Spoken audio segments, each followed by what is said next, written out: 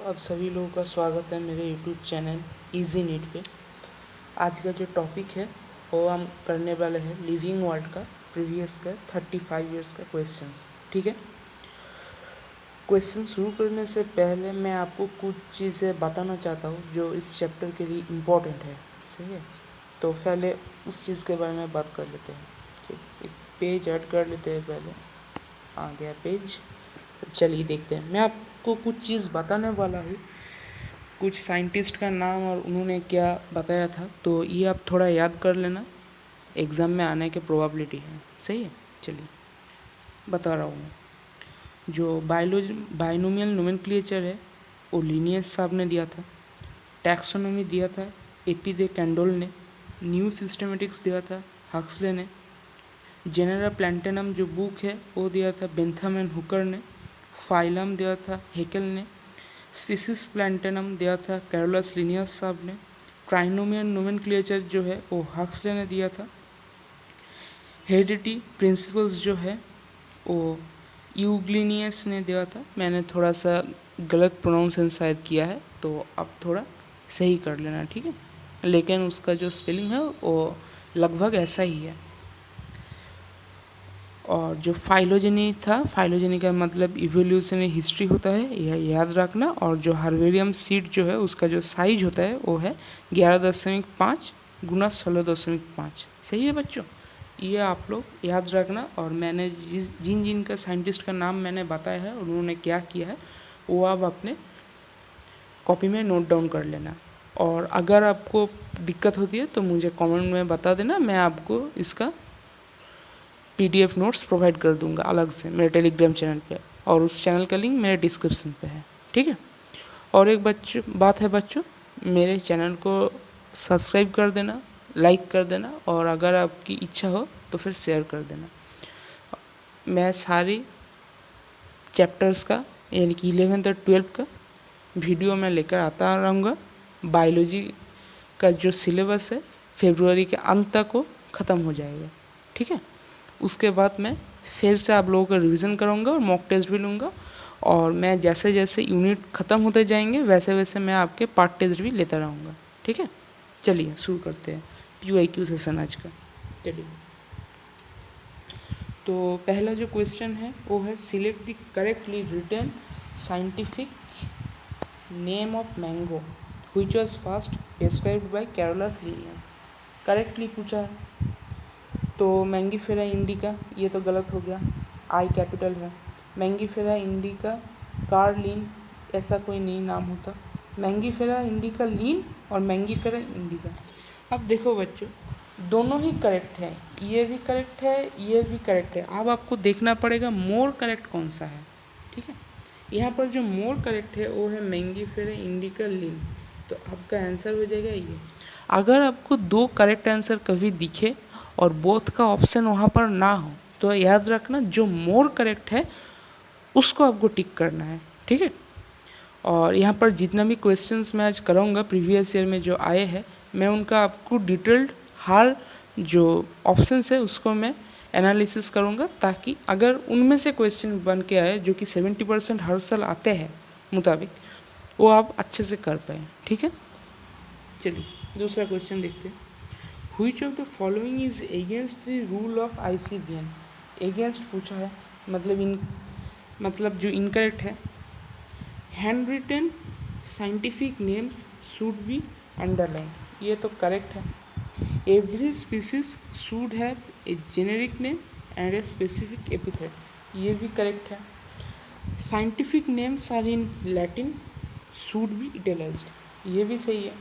जो नाम लिया जाता है वो लैटिन लैंग्वेज से लिया जाता है, और जब हम उसे टाइप करते हैं तो इटैलिक में टाइप होता है, सही है।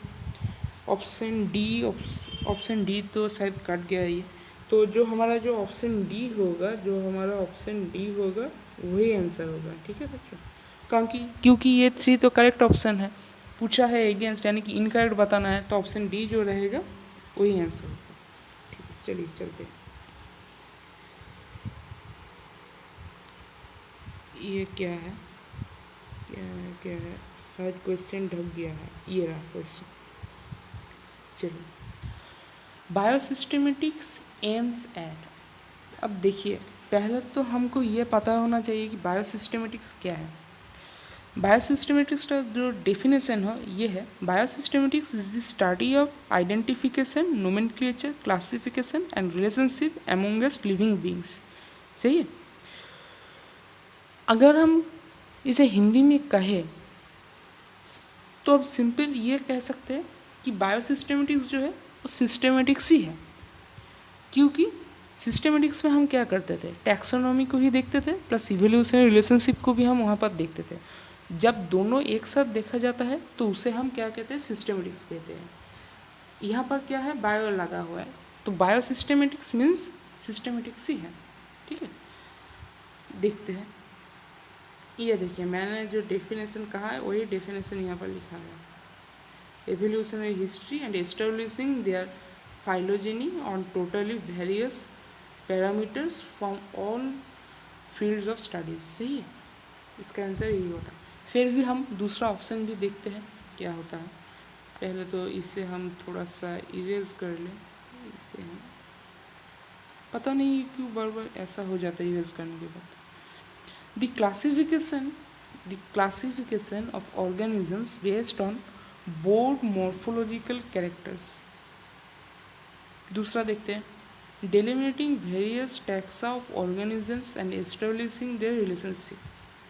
और चौथा देखते हैं, identification and arrangement of organisms on the basis of their ecological characteristics। ये सारे ही जो है सारे ही करेक्ट है, लेकिन मैंने बोला था मोर करेक्ट जो है उसे टिक करना है, तो मोर करेक्ट जो है वो ऑप्शन सी है। सही है। चलिए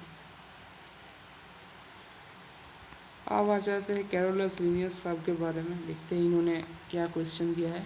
ये जो क्वेश्चन है वो है 1993 का, 1993 का। लिनियस इज क्रेडिटेड विथ, उन्होंने क्या डिस्कवर किया था, उन्होंने बुक लिखा था एक स्पीसीज प्लांटेनम सिस्टेमा नेचुरी, और उन्होंने बाइनोमियल नोमेनक्लेचर दिया था। तो देखते, ये देखिए बाइनोमियल नोमेनक्लेचर फर्स्ट ऑप्शन में ही है।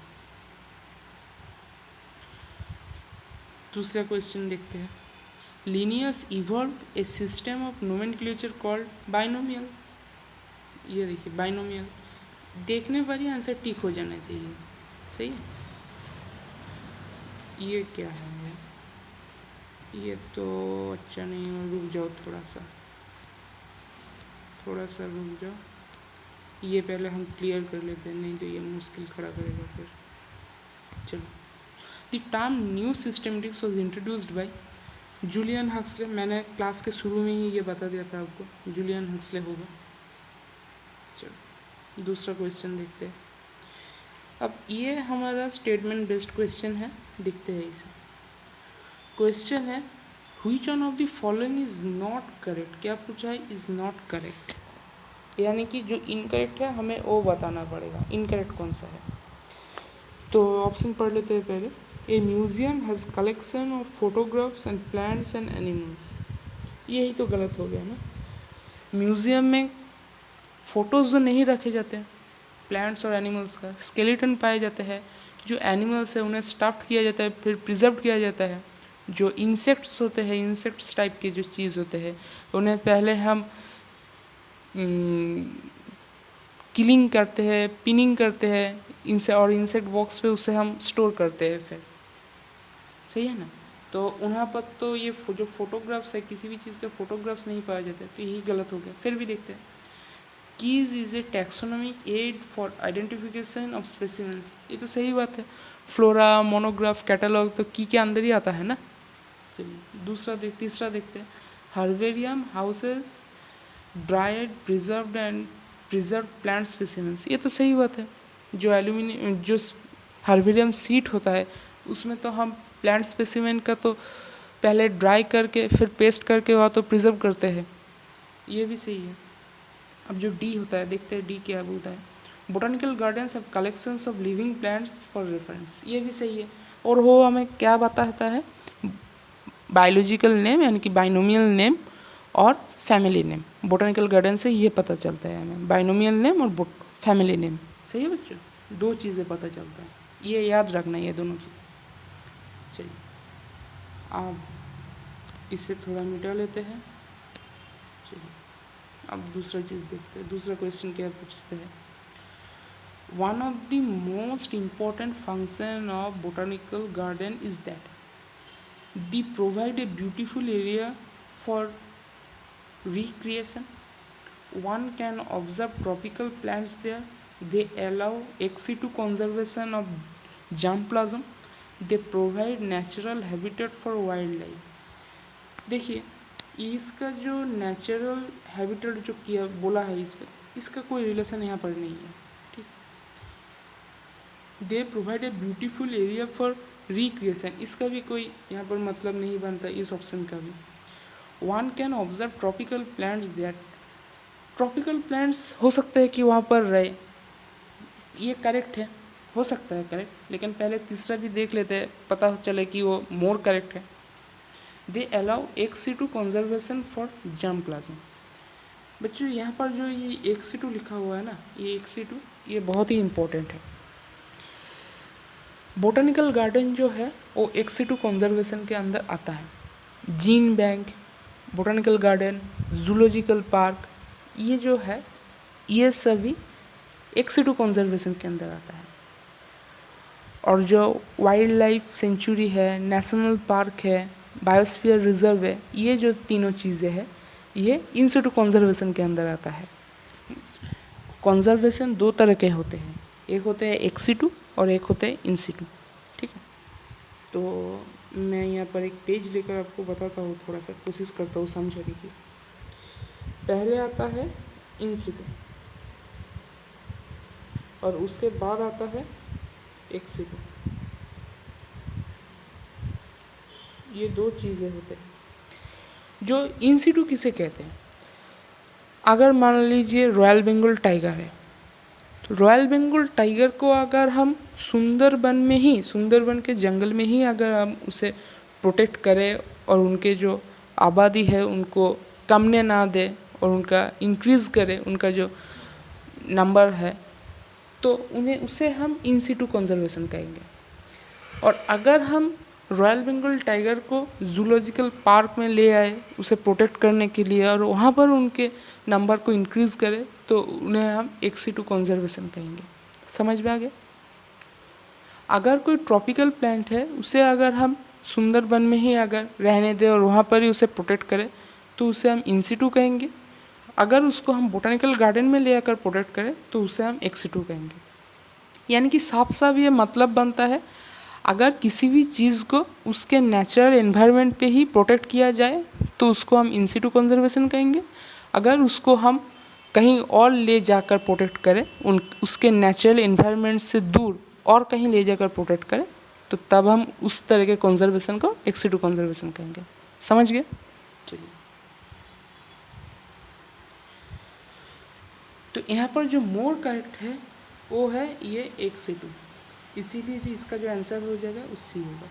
क्वेश्चन बच्चों वेरी इजी आता है। देखिए ये 2005 में आया था, 2005 में क्वेश्चन बहुत ही इजी आता है, घबराने की कोई बात नहीं है।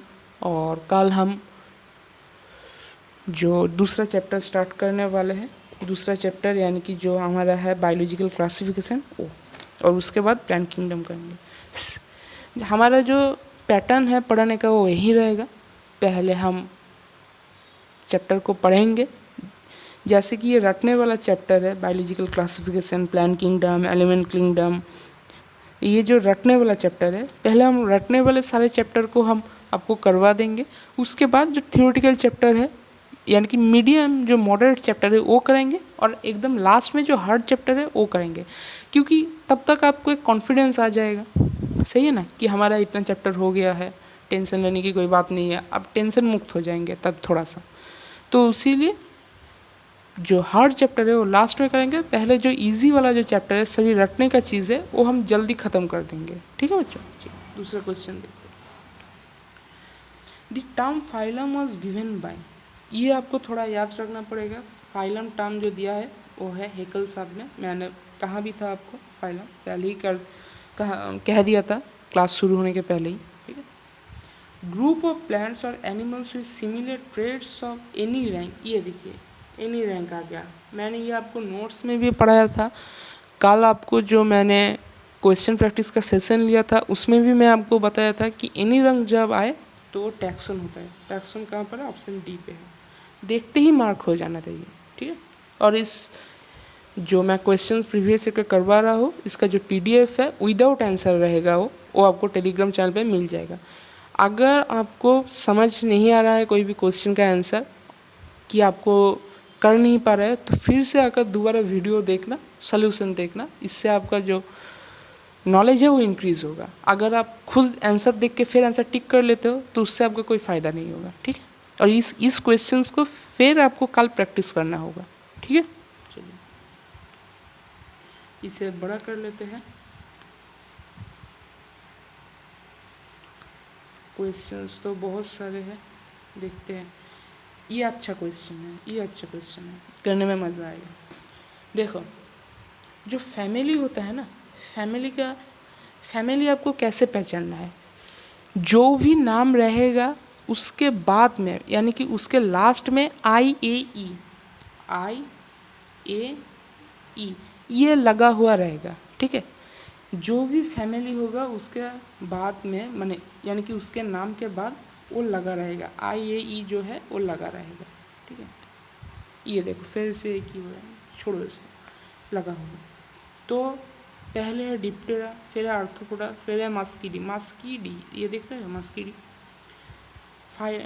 और है इंसेक्ट। तो जो हमारा फैमिली है वो मस्कीडी हो जाएगी, ठीक है। जो ऑर्डर होता है वो होता है डिप्टेरा, जो क्लास होता है इंसेक्टा, जो फाइलम होता है वो होता है आर्थ्रोपोडा, ठीक है। अब ये किसका है? ये है हाउस फ्लाई का, मास्का डोमेस्टिका का। मैंने पहले ही आपको कहा था NCERT में जो दिया हुआ है उसे अच्छे से करना होगा आपको। मैं आपको बता दे रहा हूँ, आपको शायद अगर प्रॉब्लम हो रही है कि कौन सा पढ़े कौन सा नहीं पढ़े, तो मैं जो बता रहा हूँ वो सिर्फ याद रखना आप लोग। जो ह्यूमन है, ह्यूमन का ऑर्डर याद रखना, प्राइमेटा होता है। हाउस फ्लाई जो है, हाउस फ्लाई का नाम याद रखना, बायोलॉजिकल नेम मास्का डोमेस्टिका। फैमिली याद रखना मस्कीडी, ऑर्डर याद रखना डिप्टेरा, क्लास याद रखना इंसेक्टा, फाइलम याद रखना आर्थ्रोपोडा, ठीक। और जो मैंगो होता है उसका जो ऑर्डर होता है वो होता है स्नैपिलडेंस। मैंने थोड़ा प्रोनाउंसिएशन गलत किया, मैं इसके लिए माफ़ी चाहता हूँ, तो आप देख लेना। और जो व्हीट का होता है वो होता है ट्रिट्रिकम एसेटिवम, और मैंने उसका तो आपको शॉर्टकट बता ही दिया था। जो भी P से नाम होगा याद रखना वो ही व्हीट का है, ठीक है। P से नाम रहेगा तो व्हीट का होगा। और सारे जो फैमिली होते हैं उसका आखिर में AE आता है, ठीक है। तो ये भी आप ध्यान रखना। तो इसका आंसर होगा एक का तीन फैमिली, एक का 3 2 है, ठीक है। ऑर्डर जो होता है वो डिप्टेरा, यानी कि B का 1, ये देखो B का 1। ऑप्शन जो है हमारा हो जाता है ऑप्शन A आंसर। मैंने अब चलो ये देखो, फिर से मुझे यहाँ पर नहीं लिखना पड़ेगा, अगर लिखूँगा तो गड़बड़ हो जाएगा। लिखो, चलिए फिर से आ जा रहा है यार। चलिए अब देखते हैं। The common characteristics between tomato and potato will be maximum at the level of, कौन सा लेवल में जो टोमेटो और पोटैटो है उसका जो कॉमन कैरेक्टरिस्टिक्स है वो मैक्सिमम होता है। तो ये आप सिर्फ याद रखना, फैमिली होता है, ठीक, फैमिली। अब चलिए दूसरा देखते हैं, रुक जाइए पहले ये हटाते हैं फिर। अच्छा, which of the following organism is scientifically correctly printed according to the international rules of nomenclature and correctly described? अच्छा, पहले मास्का डोमेस्टिका है, ये तो सही से लिखा हुआ है। प्लास्मोडियम फैल्सिफेरम, ये भी सही से लिखा हुआ है। Felis tigris, Felis tigris, Felis tigris ये कुछ नहीं होता, तो फिर ये तो पहले गलत हो गया। ठीक है, फेलिस टाइग्रिस नाम का कुछ नहीं होता। E coli, E coli, E coli सही लिखा हुआ है ये भी। ठीक है, E coli full name Entamoeba coli, नहीं ये गलत हो गया। फुल नेम इसका एस्चेरिचिया कोलाई होता है और ये ह्यूमन इंटेस्टाइन में पाया जाता है, ये सही लिखा हुआ है, लेकिन इसका जो फुल फॉर्म होता है वो एंटामीबा एस्चेरिचिया कोलाई होता है। ठीक, Plasmodium falciparum A protozoan pathogen causing the most serious type of malaria, ये सही है। ह्यूमन हेल्थ एंड डिजीज़ में ये हम पढ़ेंगे, जब वहाँ पर मलेरिया के बारे में पढ़ेंगे तो तब पढ़ेंगे। और मैं यहाँ पर थोड़ा सा आपको बता देना चाहता हूँ, प्लाज्मोडियम फैल्सिफेरम जो है वो प्लाज्मोडियम का ही एक दूसरा रूप है, और ये सबसे जो डेंजरस मलेरिया होता है उसके लिए ये उसका ये रीज़न होता है, उसे हम मैलिग्नेंट मलेरिया कहते हैं। ठीक है, और ये फीमेल एनोफिलिस मॉस्क्विटो से ये होता है, फीमेल एनोफिलिस मॉस्क्विटो, और ये इसका जो रूप होता है यानी कि 2 वेक्टर में ये इसका जो लाइफ साइकिल हो वो कंप्लीट होता है, यानी कि मैं इसका जो प्लाज्मोडियम फैल्सिफेरम है इसका जो लाइफ साइकिल है वो 2 वेक्टर में कंप्लीट होता है, यानी कि फीमेल एनोफिलिस मॉस्क्विटो एंड ह्यूमन। तो इसका जो डिटेल है वो हम ह्यूमन हेल्थ एंड डिजीज में देखेंगे, और जो ये वेक्टर है जो है ये हम बायोटेक के फर्स्ट चैप्टर में पढ़ेंगे, यानी कि बायोटेक 1 में। ठीक है, प्रिंसिपल एंड प्रोसेस में। पहला भी देख लेते हैं, आंसर तो फिर पता चल ही गया, लेकिन फिर भी देख लेते हैं। मास्का डोमेस्टिका, मास्का डोमेस्टिका ये याद रखना, बार बार आ रहा है, ये हाउस फ्लाई का होता है। The common house leaders, house lizard नहीं होता, हाउस फ्लाई होता है, तो फिर ये भी गलत हो गया। ठीक, हमारा आंसर जो होता है वो होता है बी। इसे भी बड़ा करना पड़ेगा। ये देखो, ये जो क्वेश्चन है ये भी बहुत अच्छा क्वेश्चन है। ठीक, देखते हैं, इसे थोड़ा और बड़ा करते हैं ना ताकि क्लियर से दिखे। ये बहुत ही इंपॉर्टेंट क्वेश्चन है और अच्छा क्वेश्चन आया था ये,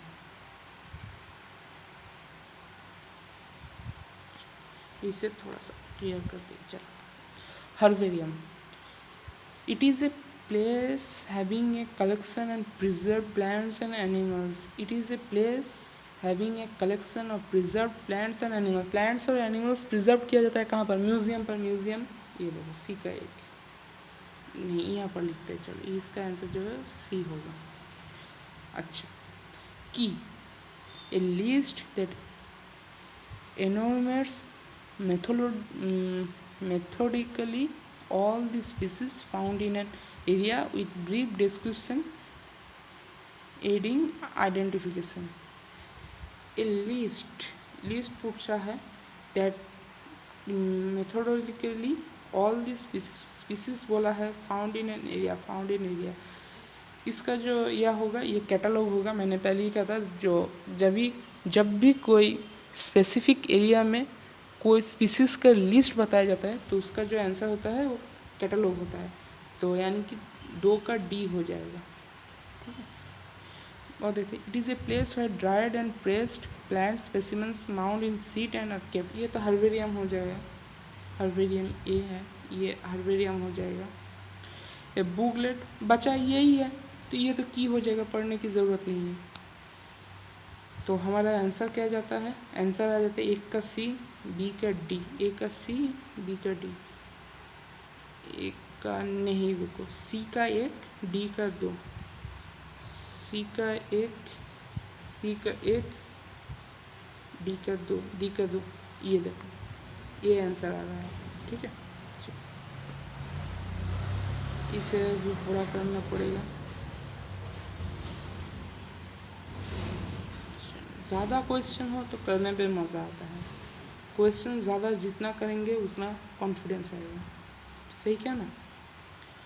spaces are considered as, species को real basic unit of classification कहा जाता है। ठीक है, स्पेसिस जो है उसे real basic units of classification कहा जाता है। The lowest unit of classification, classification का जो लोएस्ट यूनिट होता है वो भी स्पीसीज होता है, ये करेक्ट है, लेकिन more correct real basic unit of classification होता है। ठीक, artificial concept of human mind which can not be defined in absolute term, ऐसा कोई भी बात नहीं है। Real units of classification devised by taxonomist, ये सब कोई बात नहीं है। ठीक है, चलिए दूसरा क्वेश्चन देखते हैं। अच्छा, दूसरा क्वेश्चन में जाने से पहले मैं स्पीसीज़ के बारे में आपको थोड़ा कुछ बता देना चाहता हूँ ताकि आपको पता रहे ये सब। देखिए, जो स्पीसीज़ होता है ना, वो एक जेनेटिकली क्लोज्ड सिस्टम होता है। क्या कहा? Genetically close system. मतलब क्या है? इसका मतलब है अगर कोई भी स्पीसीज़ है,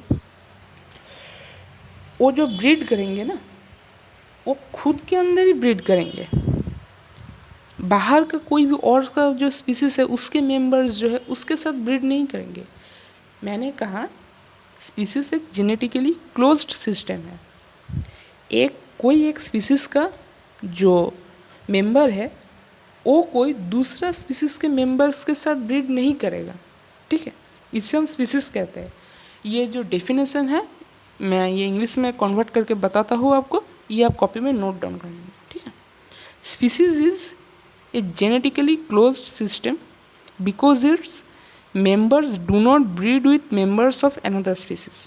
ठीक है, इससे आप कॉपी में नोट डाउन कर लेना, इंपॉर्टेंट है। Which of the following is less general in characters as compared to genus? ये देखो, ये एक बहुत ही अच्छा क्वेश्चन आ गया कॉन्सेप्ट के ऊपर। कहाँ पे आया था? 2001। Less general common characteristics. नीचे से जब हम ऊपर जाते हैं तो कॉमन कैरेक्टरिस्टिक्स जो होता है वो डिक्रीज होता है। सही है, तो यहाँ पर जो क्वेश्चन पूछा है ये लेस जनरल पूछा है। लेस जनरल सबसे कम जो होगा हमको उसी को लेना पड़ेगा। ठीक है, तो जीनस के नीचे स्पीसीज आता है, जीनस के ऊपर क्या आता है? मैंने किंगडम से आपको याद किया था।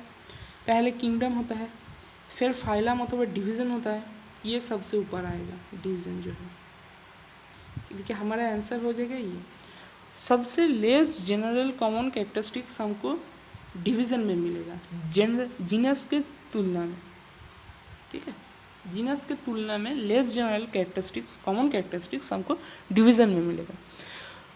कोई भी टैक्सोन के ऊपर सबसे ऊपर जो टैक्सोन रहेगा उसमें लेस जनरल सबसे कम कॉमन कैरेक्टरिस्टिक्स मिलेगा।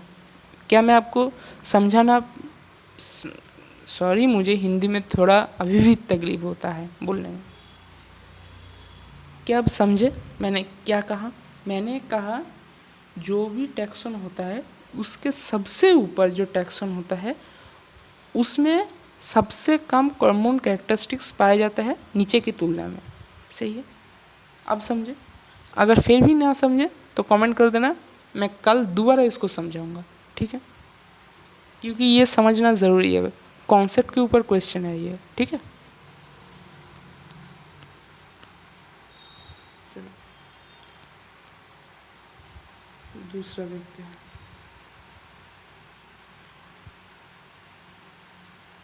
यहाँ तक रखते हैं। चलो, taxon is the unit group of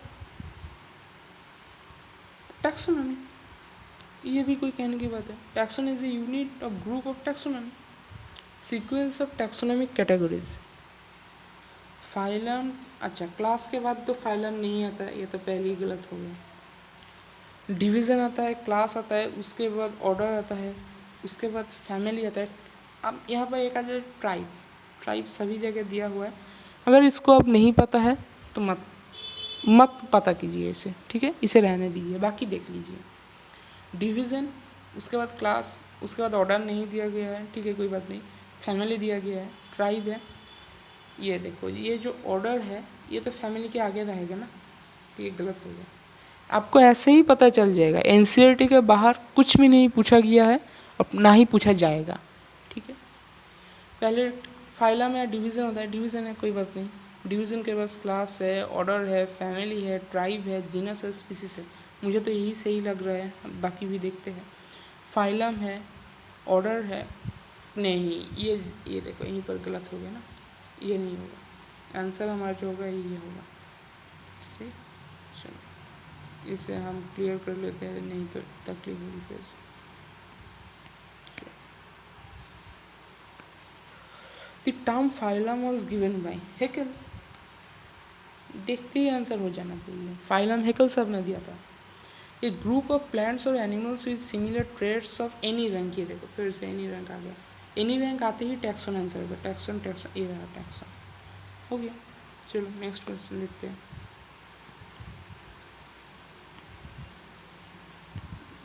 क्या हुआ है, Linnaeus evolved a system of nomenclature called binomial। ये शायद पहले भी आया था ना ये क्वेश्चन, पता नहीं। New systematics was introduced by Julian Huxley, option C पर। चलो दूसरा देखते हैं।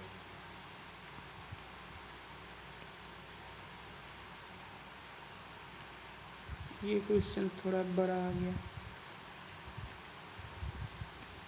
Which of the following aspect is an exclusive characteristics of living things? Exclusive characteristics कौन सा होता है living things का, यानी कि defining property क्या था? सेलुलरिटी था, मेटाबॉलिज्म था, कॉन्शियसनेस था।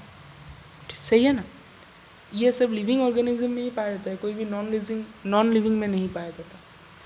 चलो देखते हैं। Isolated metabolic reactions occur in vitro. दूसरा देखते हैं, increase in mass from inside only. Perception of events happening in the environment and their memory. Increase in mass by accumulation of material both surface as well as internally। ये तो गलत हो गया ना, ये तो गलत हो गया, सब पता चल रहा है कि ये गलत हो गया, क्योंकि exclusive characteristic of living things पूछा है ना, तो mass accumulation of material both surface as well as internally कैसे, सरफेस कैसे होगा, सरफेस तो नहीं होगा, ये गलत हो गया। Isolated metabolic reactions occur in vitro. Increase in mass from inside only, दोनों ही सही है। Perception of events happening in the environment and there memory, more correct जो है वो ये सी है, इसीलिए आंसर सी होगा। ठीक, चलिए दूसरा देखते हैं।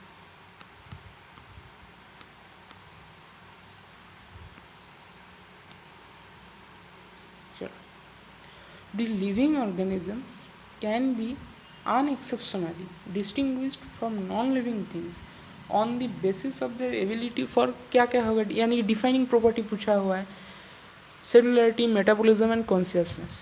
ठीक है, देखते हैं। Interaction with the environment and progressive evolution, reproduction, growth and movement, responsiveness to touch. Responsiveness to touch यानी कि कॉन्शियसनेस, सही है ना, तो हमारा जो आंसर हो जाता है वो है responsiveness to touch. Biological organization starts with, ये एनसीईआरटी का बाहर है, आप इसे याद कर लेना। अच्छा पहले तो ऑप्शन देखते हैं क्या दिया हुआ है। Cellular level, organism level, atomic level, सब माइक्रोस्कोपिक मॉलिक्यूलर लेवल। इसका जो आंसर होगा वो डी होगा, सब माइक्रोस्कोपिक मॉलिक्यूलर लेवल। देखिए बायोलॉजी का ये रूल ही है, जब तक आप पूरे बायोलॉजी को यानी कि 11th और 12th के बायोलॉजी को पूरा नहीं पढ़ लेते, आपको एक कोई भी चैप्टर में सारा कुछ समझ नहीं आएगा। जब आपका पूरा बायोलॉजी हो जाएगा तब मैं जब रिवीजन करूँगा आपको सारा कुछ समझ आएगा कि कौन सा चीज़ से कौन सा लिंक हो रहा है, और मैं आपको पढ़ाते पढ़ाते भी बता दूंगा कि कौन सा चीज़ कहाँ पर है, उसको हम वहाँ पर डिटेल में पढ़ेंगे। सही है ना, अगर मैं किसी और चैप्टर का कोई भी चीज़ इस चैप्टर में पढ़ाने लग जाऊँ तो वो चैप्टर होगा, फिर ये नहीं होगा। तो हम कल फिर से आपसे मुलाकात होगी अगली क्लास में, और कल की जो क्लास होगी वो भी दोपहर तक आ जाएगी, और वो होगा बायोलॉजिकल क्लासिफिकेशन का। ठीक है, रेक्टाफिकेशन वाला चैप्टर की जो क्लास आएगी वो बायोलॉजिकल क्लासिफिकेशन का होगा। रेक्टाफिकेशन वाला चैप्टर है, एक दिन में ही उसे निपटा देंगे। ठीक है, यानी कि कल ही वो ख़त्म हो जाएगा, परसों फिर उसका 100 क्वेश्चंस करेंगे, और उसके बाद उसका मैंने अगले दिन उसका PYQ देखेंगे। ठीक है, इजी चैप्टर है, जो मैं बताऊंगा सिर्फ वही करना। हैंड रिटन नोट्स आपको मेरे टेलीग्राम चैनल पे मिल जाएंगे, उससे अच्छे से रट लेना। फिर अगर आप NCERT को नहीं भी पढ़ोगे तो भी चलेगा, लेकिन फिर भी वही एक बात, उसमें जो डायग्राम्स है वो देख लेना। अगर आपको कोई भी डायग्राम समझने में प्रॉब्लम आ रही है तो उसे मुझे बता देना। मैं अगली क्लास में क्वेश्चन प्रैक्टिस का सेशन हो या PIQ सेशन हो या कोई दूसरी क्लास हो, मैं उसे आपको बता दूंगा। ठीक है, और एक बात फिर से वही, चैनल को सब्सक्राइब कर देना। ठीक है, चलो मिलते हैं आप लोगों से मेरी अगली वीडियो में। तब तक के लिए स्वस्थ रहे, पढ़ते रहिए दोस्तों मेरे। चलिए रखते हैं, मिलते हैं आपसे अगले दिन। तब तक के लिए अलविदा दोस्तों।